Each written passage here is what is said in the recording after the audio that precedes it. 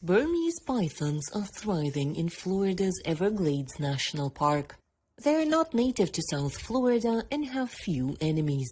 These snakes can reach up to 5 meters in length and are hurting the fragile ecosystem of the park as they hunt birds, small mammals, and even alligators. That's why in early June, Florida Governor Ron DeSantis announced the kickoff of the Florida Python Challenge, a 10-day snake removal program starting July 9th.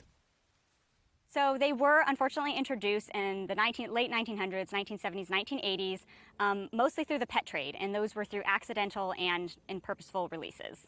The great things about the challenge is it definitely brings that message out there about this invasive species and the impacts this species is having, and it helps include the public in helping solve that problem and going out and searching for these pythons and getting a good understanding about why it's difficult to control this species and why we have to come at it from a multi-pronged approach. A female Burmese python lays about 50 to 100 eggs once a year, and their population has been growing dramatically in the past 2 decades. Since 2000, the U.S. Fish and Wildlife Service has removed over 13,000 pythons, but it's getting increasingly hard to control the number of snakes. That's why since 2013, Florida's authorities have been organizing python challenges, competitions among locals in finding these invasive snakes.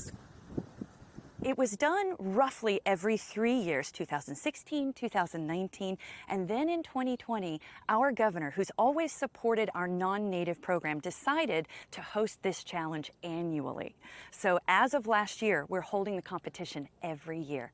And as a result of our efforts, FWC had a record year for python removal in 2020. We love the Python Challenge. I know there's a lot of people. There's people from all over the world that want to come do the Python Challenge. So we want to continue to do that. Over 550 square kilometers of the Everglades National Park becomes a hunting ground for both professional hunters and those who are new to it. The main requirements are to be officially registered, to observe all the safety measures, and to be willing to help the national park's wildlife.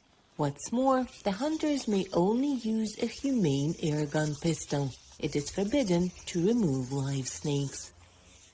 So this year, we're doing cash prizes for the most pythons caught and the longest. So 2 categories, and of course, there are 2 levels, the novice winner and the professional winner. The longest python is going to be $2,500, and the most pythons is also $2,500. And then second place is $750 in each category. The skins of the caught pythons can be sold or used for textiles and even making jewelry. It is not advisable to eat the python meat. Within the Everglades, the snake's meat has been found to contain high levels of mercury. For Lilia Anisimova in Florida, Anna Rice, VOA News.